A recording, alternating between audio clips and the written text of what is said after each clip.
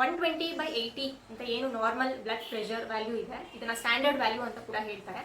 So ಇದು ಎಲ್ಲರಲ್ಲೂ ಕೂಡ ಇಷ್ಟೇ ಇರಬೇಕು ಅಂತನೂ ಇಲ್ಲ, ಹಾಗೆ ಎಲ್ಲರಲ್ಲೂ ಇಷ್ಟ ಇರೋದೂ ಇಲ್ಲ, ವೇರಿಯೇಷನ್ಸ್ ಇರುತ್ತೆ ಬಹಳಷ್ಟು ಜನರಲ್ಲಿ. ಯಾಕಂದ್ರೆ ಪ್ರತಿಯೊಬ್ಬ ಮನುಷ್ಯನ ದೇಹ ಕೂಡ ಒಬ್ರಿಗಿಂತ ಒಬ್ರದ್ದು ಡಿಫ್ರೆಂಟ್ ಇರುತ್ತೆ.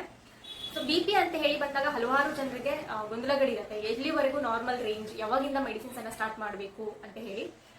ಜನರಲಿ BP ನಲ್ಲಿ ರೇಂಜ್ ಅಂತ ಇರುತ್ತೆ, ನಾರ್ಮಲ್ ರೇಂಜ್. ಸೊ ಯಾವುದೇ ಒಂದು ಬ್ಲಡ್ ಟೆಸ್ಟ್ ಆಗಲಿ ಅಥವಾ ಏನಾದರೂ ಒಂದು ವ್ಯಾಲ್ಯೂ ಆದರೂ ಫಿಕ್ಸ್ಡ್ ವ್ಯಾಲ್ಯೂ ಅಂತ ಇರೋದಿಲ್ಲ, ಸೊ ಎಲ್ಲದಕ್ಕೂ ರೇಂಜ್ ಅಂತ ಇರುತ್ತೆ. ಸೊ ನಾವು BP ಯಲ್ಲಿ ಬಂದಾಗ ಇವತ್ತಿನ ಸಂಚಿಕೆಯಲ್ಲಿ ಬರೀ ನಾವು ಹೈ BP ಬಗ್ಗೆ ಮಾತಾಡೋಣ.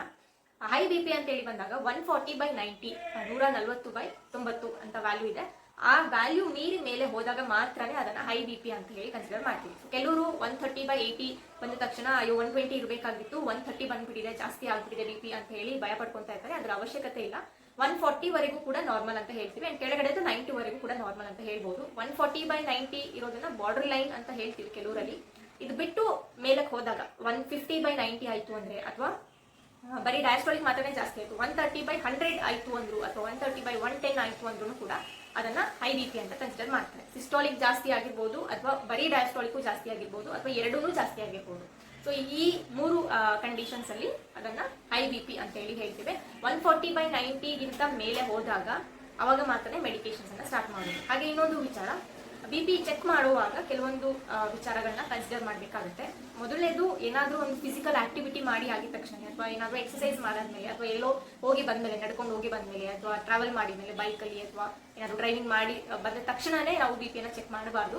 ಒಂದು 15ರಿಂದ 20 ನಿಮಿಷ ಆರಾಮಾಗಿ ಕೂತು ರಿಲ್ಯಾಕ್ಸ್ ಆದ್ಮೇಲೆ BP ನ ಚೆಕ್ ಮಾಡಬೇಕು. ಸಾಮಾನ್ಯವಾಗಿ ಫಿಸಿಕಲ್ ಆಕ್ಟಿವಿಟಿ ಜಾಸ್ತಿ ಆದಾಗ ನಾರ್ಮಲ್ ಆಗಿನೇ BP ಮೊಮೆಂಟರಿ ಜಾಸ್ತಿ ಆಗ್ತಾ ಇರುತ್ತೆ. ಸೊ ಹಾಗಾಗಿ ಅದನ್ನ ರೂಲ್ ಔಟ್ ಮಾಡೋದಕ್ಕೆ ಒಂದು 15ರಿಂದ 20 ನಿಮಿಷ ರಿಲ್ಯಾಕ್ಸ್ ಮಾಡಿಕೊಂಡು ಆರಾಮಾಗಿ ಕೂತ್ಕೊಂಡು ಆಮೇಲೆ BP ನ ಚೆಕ್ ಮಾಡಿಸ್ಕೋಬೇಕು. ಎರಡನೇದು, ಒಂದೇ ಸತಿಗೆ ನಾವು BP ನ ಹೈ BP ಅಂತ ಹೇಳೋದಿಲ್ಲ. ಈಗ ಒಂದು ಸತಿ ಒಬ್ಬರಿಗೆ 150/90 ಬಂತು ಅಂತಂದ್ರೆ, ಅಥವಾ 160/100 ಬಂತು ಅಂತ ಹೇಳಿ ಹೇಳಿದ ತಕ್ಷಣ ಒಂದೇ ರೀಡಿಂಗ್ಗೆ ನಾವು ಅದನ್ನ ಹೈ BP ಅಂತ ಹೇಳಿ ಕನ್ಸಿಡರ್ ಮಾಡೋದಿಲ್ಲ. ಒಂದು 2-3 ಸಲ ನೀವು ಚೆಕ್ ಮಾಡ್ಕೋಬೇಕಾಗುತ್ತೆ.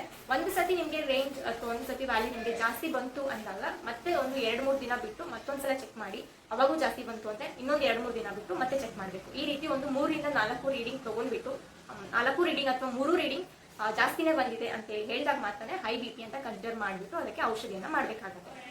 ಸೊ ಈಗ BP ಹೆಚ್ಚಾಗ್ಬಿಟ್ಟಿದೆ, ಅದನ್ನ ಹೇಗೆ ಸರಿ ಮಾಡ್ಕೊಳ್ಳೋದು, ಅದನ್ನ ಕಡಿಮೆ ಮಾಡ್ಕೋಬಹುದಾ, ಅಥವಾ ಒಂದ್ಸಲ BP ಬಂದ್ರೆ ಅದು ಲೈಫ್ ಲಾಂಗ್ ಇರುತ್ತೆ, ನಾವು ಲೈಫ್ ಲಾಂಗ್ ಮೆಡಿಸಿನ್ಸ್ ಅನ್ನ ತಗೊಂತಾನೆ ಇರ್ಬೇಕಾ ಅಂತ ಕೂಡ ಬಹಳಷ್ಟು ಜನಕ್ಕೆ ಗೊಂದಲ ಇರುತ್ತೆ. ಸೊ BP ಹೆಚ್ಚಾಗೋದಕ್ಕೆ ನಾವು ಕಾರಣಗಳನ್ನು ಕೂಡ ನೋಡಿದ್ರೆ ಮುಖ್ಯವಾಗಿ 2 ಕಾರಣಗಳು ಬರುತ್ತೆ. ಸಿಂಪಲ್ ಆಗಿ ನಿಮ್ಗೆ ಹೇಳ್ಬೇಕಂದ್ರೆ, ಒಂದು, ರಕ್ತನಾಳಗಳಲ್ಲಿ ಏನಾದರೂ ಸಮಸ್ಯೆ ಇದ್ದಾಗ, ಈಗ ಕೊಲೆಸ್ಟ್ರಾಲ್ ಏನಾದರೂ ಜಾಸ್ತಿ ಆಗಿದೆ ರಕ್ತನಾಳಗಳಲ್ಲಿ ಅಂತ ಹೇಳಿದಾಗ ರಕ್ತ ಸಂಚಲನಕ್ಕೆ ಕಷ್ಟ ಆಗುತ್ತೆ, ಅವಾಗ BP ಜಾಸ್ತಿ ಆಗುತ್ತೆ.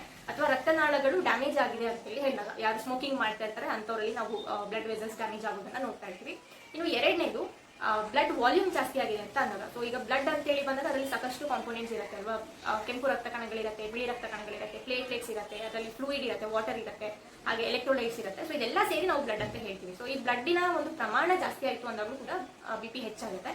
ಬ್ಲಡ್ಡಿನ ಪ್ರಮಾಣ ಯಾಕೆ ಜಾಸ್ತಿ ಆಗುತ್ತೆ ಅಂತಂದ್ರೆ, ಅದು ಮುಖ್ಯವಾಗಿ ಕಿಡ್ನಿ ಸಮಸ್ಯೆ ಇದ್ದಾಗ, ಕಿಡ್ನಿ ಸರಿಯಾಗಿ ಫಿಲ್ಟರ್ ಮಾಡ್ತಾ ಇಲ್ಲ ಅಂತ ಹೇಳಿ ಹೇಳಿದ್ರೆ, ಅಥವಾ ಕಿಡ್ನಿ ಫಿಲ್ಟರ್ ಕರೆಕ್ಟ್ ಮಾಡ್ತಾ ಇಲ್ಲ ಆದ್ರೆ ಆ ಫಿಲ್ಟರ್ ಮಾಡಿರುವಂತ ಯೂರಿನ್ ಸರಿಗೆ ಆಚೆ ಹೋಗ್ತಾ ಇಲ್ಲ ಅಂತ ಹೇಳಿ ಹೇಳಿದಾಗ, ಸೊ ಯೂರಿನ್ ಬ್ಲಾಕೇಜ್ ಆಗಿದೆ, ಒಂದು ಸ್ಟೋನ್ ಇಂದ ಇರ್ಬೋದು, ಅಥವಾ ಪೈಪ್ಸ್ ಅಲ್ಲಿ ಏನಾದ್ರು ಕನ್ಸ್ಟ್ರಿಕ್ಟ್ ಆಗಿದೆ ಅಂತ ಹೇಳಿ ಹೇಳಿದಾಗ ಅವಾಗೂ ಕೂಡ BP ಜಾಸ್ತಿ ಆಗುತ್ತೆ.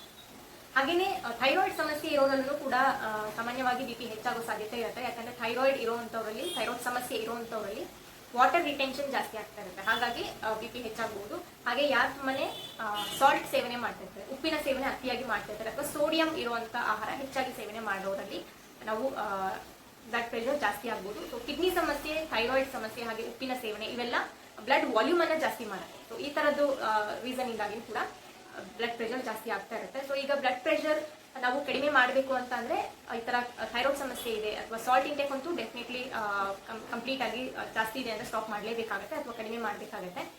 ಕಿಡ್ನಿ ಸಮಸ್ಯೆ ಇದೆ ಅಂತ ಹೇಳಿ ಹೇಳಿದ್ರೆ, ಕಿಡ್ನಿ ಸಮಸ್ಯೆ ನಾವು ನಿವಾರಣೆ ಮಾಡಿಕೊಂಡ್ರೆ BP ಆಟೋಮೆಟಿಕ್ ಆಗಿ ಕಡಿಮೆ ಆಗ್ಬಿಡುತ್ತೆ.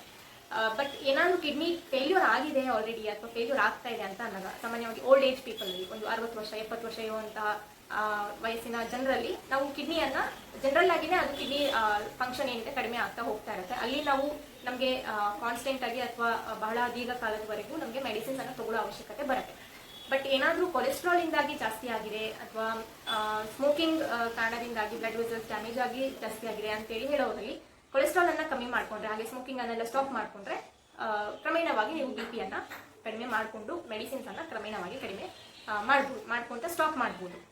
ಸೊ ಆಲ್ರೆಡಿ ಈಗ ಮೆಡಿಕೇಶನ್ಸ್ ತಗೋತಾ ಇದ್ದೀರಾ, ಬಿ ಪಿ ಹೆಚ್ಚಿದೆ ಅದಕ್ಕೆ ಮೆಡಿಸಿನ್ಸ್ ತಗೋತಾ ಇದ್ದೀರಾ ಅಂತ ಹೇಳೋರು, ಹಾಗೆ ಬಿ ಪಿ ಇವಾಗ ತಾನೇ ಸ್ಟಾರ್ಟ್ ಆಗ್ತಾ ಇದೆ ಅಂದರೆ ಬಾರ್ಡರ್ ಲೈನಲ್ಲಿ ಇದೆ, ಅಥವಾ ಇತ್ತೀಚೆಗೆ ಅಷ್ಟೇ ನಮಗೆ ಬಿ ಪಿ ಇದೆ ಅಂತ ಹೇಳಿ ಗೊತ್ತಾಗಿದೆ, ಇನ್ನೂ ಔಷಧಿ ಸ್ಟಾರ್ಟ್ ಮಾಡಿಲ್ಲ ಅಂತ ಹೇಳೋರು ಎಲ್ಲರೂ ಕೂಡ ಈಗ ನಾನು ತಿಳಿಸುವಂಥ ಮನೆಮದ್ದುಗಳ ಬಗ್ಗೆ ಮನೆಮದ್ದುಗಳನ್ನು ನೀವು ಪ್ರಯತ್ನ ಮಾಡ್ಬೋದು. ಸೊ 3 ಇಂಪಾರ್ಟೆಂಟ್ ಆಗಿರುವಂತಹ ಮನೆಯಲ್ಲೇ ಸಿಗುವಂಥ ಔಷಧಿ ಬಗ್ಗೆ ತಿಳಿಸ್ಕೊಡ್ತೇನೆ. ಮೊದಲನೇದು ಬಂದು ಬೆಳ್ಳುಳ್ಳಿ. ಬೆಳ್ಳುಳ್ಳಿ ನಮಗೆ ಕೊಲೆಸ್ಟ್ರಾಲ್ ಕಡಿಮೆ ಮಾಡೋಕ್ಕೆ ಮತ್ತು ಹಾರ್ಟ್ಗೂ ಕೂಡ ತುಂಬಾ ಒಳ್ಳೆಯದು, ಹಾಗೆ ಬಿ ಪಿ ಕಡಿಮೆ ಮಾಡೋಕ್ಕೂ ಕೂಡ ತುಂಬ ಒಳ್ಳೆಯದು. ಪ್ರತಿನಿತ್ಯ 1 ಅಥವಾ 2 ಎಸಳು, ಕಂಪ್ಲೀಟ್ ಒಂದು ಬೆಳ್ಳುಳ್ಳಿಯ ಬಲ್ಬ್ ಅಲ್ಲ, ಬಟ್ ಓನ್ಲಿ ಬೆಳ್ಳುಳ್ಳಿಯ ಒಂದು ಕಂಪ್ಲೀಟ್ ಇದರಲ್ಲಿ 1 ಅಥವಾ 2 ಎಸಳನ್ನ ಮಾತ್ರ ಬೆಳಗ್ಗೆ ಎದ್ದ ತಕ್ಷಣ ಖಾಲಿ ಹೊಟ್ಟೆನಲ್ಲಿ ಸೇವನೆ ಮಾಡಬೇಕು.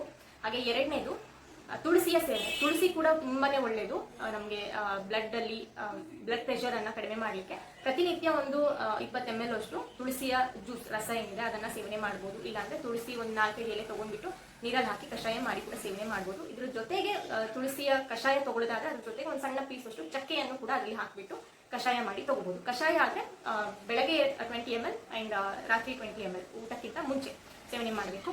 ಅಂಡ್ ಮೂರನೇದು ಬಂದ್ಬಿಟ್ಟು ಬಿಲ್ಪತ್ರೆ. ಸೊ ಇದು ಕೂಡ ತುಂಬಾನೇ ಒಂದು ಎಫೆಕ್ಟಿವ್ ಆಗಿರುವಂತಹ ಔಷಧಿ, ನಮಗೆ ಈಸಿಯಾಗಿ ಸಿಗುತ್ತೆ. ಹಳ್ಳಿ ಕಡೆ ಇರೋರಿಗೆಲ್ಲ ದೇವಸ್ಥಾನಗಳ ಹತ್ರ ಮರಗಳಿರುತ್ತೆ, ಅಲ್ಲಿಂದ ತಗೋಬಹುದು. ಇನ್ನು ಅರ್ಬನ್ ಅಲ್ಲಿ ಅಥವಾ ಸಿಟಿ ಕಡೆ ಇರೋರಿಗೆಲ್ಲ ಮಾರ್ಕೆಟ್ಸ್ ಅಲ್ಲೂ ಸಿಗುತ್ತೆ, ಇವಾಗ ಅಲ್ಲಿಂದ ನೀವು ತಗೋಬಹುದು. ಇಲ್ಲಾಂದ್ರೆ ಡೈರೆಕ್ಟ್ ಬಿಲ್ವ ಪೌಡರ್ ಕೂಡ ಸಿಗುತ್ತೆ, ಅದನ್ನು ಕೂಡ ನೀವು ಯೂಸ್ ಮಾಡ್ಬೋದು. ಸೊ ಈ ಬಿಲ್ಪತ್ರೆಯ ಎಲೆಗಳನ್ನ ಜ್ಯೂಸ್ ಮಾಡಿ ಸೇವನೆ ಮಾಡ್ಬೋದು. ಡೈಲಿ ಒಂದು 10 ml, ಇಲ್ಲಾಂದ್ರೆ ಅದನ್ನ ಒಣಗಿಸ್ಬಿಟ್ಟು ಪೌಡರ್ ಮಾಡಿ ಪ್ರತಿನಿತ್ಯ ಬೆಳಗ್ಗೆ 1 ಚಮಚ ಮತ್ತೆ ರಾತ್ರಿ 1 ಚಮಚ ಪೌಡರನ್ನ ಉಗುರು ಬೆಚ್ಚಗಿರೋ ನೀರಲ್ಲಿ ಮಿಕ್ಸ್ ಮಾಡಿ ಆಹಾರ ಸೇವನೆಗಿಂತ ಮುಂಚೆ ತಗೊಂತಾ ಬಂದ್ರಿ ಅಂತ ಅಂದ್ರೂ ಕೂಡ ಬಿ ಪಿ ಕಡಿಮೆ ಆಗಲಿಕ್ಕೆ ಸಹಾಯ ಮಾಡುತ್ತೆ. ಸೊ ಈ 3 ರೆಮಿಡೀಸ್ಗಳನ್ನ ನೀವು ಔಷಧಿಯ ಜೊತೆಗೆ ಮಾಡಬೇಕಾಗತ್ತೆ. ಸೊ ಇದನ್ನ ಮಾಡ್ತಾ ಬಂದ್ರೆ ನಿಮಗೆ ಬ್ಲಡ್ ಪ್ರೆಷರ್ ಏನಿದೆ ಅದು ಕಡಿಮೆ ಆಗ್ತಾ ಬರುತ್ತೆ. ಹಾಗೇನೆ ಇದ್ರ ಜೊತೆಗೆ ನಿಮ್ಮ ಲೈಫ್ ಸ್ಟೈಲ್ ಅನ್ನ ಸರಿ ಮಾಡ್ಕೊಳ್ಳೋದಾಗಲಿ, ಅಥವಾ ಸ್ಟ್ರೆಸ್ ಇದೆ ಅಂದ್ರೆ ಸ್ಟ್ರೆಸ್ ಮ್ಯಾನೇಜ್ಮೆಂಟ್ ಮಾಡಬೇಕಾಗುತ್ತೆ. ಯೋಗ ಪ್ರಾಣಾಯಾಮ ಮಾಡೋದು ತುಂಬಾನೇ ಇಂಪಾರ್ಟೆಂಟ್ ಆಗುತ್ತೆ. ಬಿ ಪಿ ಅನ್ನ ಕಂಟ್ರೋಲ್ ಮಾಡೋಕ್ಕೆ ಕೆಲವರಿಗೆ ತುಂಬಾ ಫ್ಲಕ್ಚುಯೇಟ್ ಆಗ್ತಾ ಇರುತ್ತೆ, ಒಂದೊಂದ್ಸಲ ಜಾಸ್ತಿ ಇರುತ್ತೆ, ಒಂದೊಂದ್ಸಲ ಕಡಿಮೆ ಇರುತ್ತೆ. ಸೊ ಆ ತರದ್ರಲ್ಲೆಲ್ಲ ಯೋಗ ಮತ್ತೆ ಪ್ರಾಣಾಯಾಮ ತುಂಬಾನೇ ಒಂದು ಒಳ್ಳೆಯ ಎಫೆಕ್ಟ್ ಅನ್ನ ಕೊಡುತ್ತೆ. ಸೊ ಯೋಗ ಪ್ರಾಣಾಯಾಮ ಕೂಡ ಮ್ಯಾಂಡೇಟರಿ ಆಗಿ ಇನ್ಕ್ಲೂಡ್ ಮಾಡ್ಕೊಳ್ಳಿ. ಸಾಲ್ಟ್ ಇಂಟೇಕ್ ಅಥವಾ ಸೋಡಿಯಂ ಹೆಚ್ಚಿರುವಂತ ಪದಾರ್ಥಗಳನ್ನ, ಉಪ್ಪನ್ನ ಕಂಪ್ಲೀಟ್ ಆಗಿ ಸ್ಟಾಪ್ ಮಾಡಿ. ತುಂಬಾ ಜಾಸ್ತಿ ಇದೆ, ಮೈಲ್ಡ್ ಆಗಿ ಜಾಸ್ತಿ ಇದೆ ಅಂದ್ರೆ ಅದನ್ನ ನೀವು ಕಡಿಮೆ ಮಾಡ್ಕೋಬೇಕಾಗುತ್ತೆ. ಉಪ್ಪಿನಕಾಯಿಯ ಸೇವನೆ ಕೂಡ ಕಡಿಮೆ ಮಾಡಿ. ಹಾಗೇನೆ ಬಿ ಪಿ ಇರೋರಂತಲ್ಲಿ ಒಂದು ಮೂಢನಂಬಿಕೆ ಇರುತ್ತೆ, ತುಪ್ಪವನ್ನ ಸೇವನೆ ಮಾಡಬಾರ್ದು ಅಂತ ಹೇಳಿ. ಸೊ ಸಾಮಾನ್ಯವಾಗಿ ತುಪ್ಪ ತಿನ್ನಿ ಅಂತ ಹೇಳಿ ಹೇಳಿದಾಗ ನಮ್ಮ ಕ್ಲಿನಿಕಲ್ಲಿ ಬಂದಾಗ ನನಗೆ ಬಿ ಪಿ ಇದೆ, ನಾನು ತಿನ್ನಬಾರ್ದು, ನಾನು ತಿನ್ನೋದಿಲ್ಲ ಅಂತ ಹೇಳ್ತಾ ಇರ್ತಾರೆ. ಇದು ಒಂದು ಮೂಢನಂಬಿಕೆ, ಅಥವಾ ಹೇಗೆ ಇದು ಬಂತಂತ ಗೊತ್ತಿಲ್ಲ. ಬಟ್ ತುಪ್ಪ ಸೇವನೆ ಮಾಡುವುದು ನಮ್ಮ ಹಾರ್ಟ್ಗೆ ತುಂಬಾನೇ ಒಂದು ಒಳ್ಳೆಯದು. ಓವರ್ ಆಲ್ ಬಾಡಿಗೆ, ಇಮ್ಯುನಿಟಿಗೆ, ಹಾಗೆ ನಮ್ಮ ಕೊಲೆಸ್ಟ್ರಾಲ್ ಅನ್ನ ರೆಗ್ಯುಲೇಟ್ ಮಾಡೋದಕ್ಕೂ ಕೂಡ ತುಪ್ಪ ಒಂದು ಒಳ್ಳೆಯ ನಮಗೆ ಇರುವಂತ ಒಂದು ಭಾಗ್ಯ ಅಂತಾನೆ ಹೇಳ್ಬೋದು ತುಪ್ಪ ಇರುವಂಥದ್ದು. ಸೊ ಖಂಡಿತವಾಗ್ಲೂ ಬಿ ಪಿ ಇರೋ ಎಲ್ಲರೂ ಕೂಡ ಆರಾಮಾಗಿ ತುಪ್ಪವನ್ನು ಸೇವನೆ ಮಾಡ್ಬೋದು. ಪ್ರತಿನಿತ್ಯ 1 ಅಥವಾ 2 ಚಮಚೆ ತುಪ್ಪವನ್ನು ನಿಮ್ಮ ಆಹಾರದ ಜೊತೆಗೆ ಅನ್ನ ಸಾಂಬಾರಲ್ಲಿ ಅಥವಾ ರೊಟ್ಟಿಯಲ್ಲಿ ಅಥವಾ ಚಪಾತಿನಲ್ಲಿ ಮಿಕ್ಸ್ ಮಾಡಿ ನೀವು ಸೇವನೆ ಮಾಡ್ಬೋದು. ಇದರಿಂದ ನಿಮಗೆ ಹಾರ್ಟ್ಗೂ ಕೂಡ ಒಳ್ಳೆಯದು, ಹಾಗೆ ಕೊಲೆಸ್ಟ್ರಾಲ್ ಅನ್ನ ರೆಗ್ಯುಲೇಟ್ ಮಾಡೋದು ಕೂಡ ತುಂಬಾನೇ ಒಳ್ಳೆಯದು.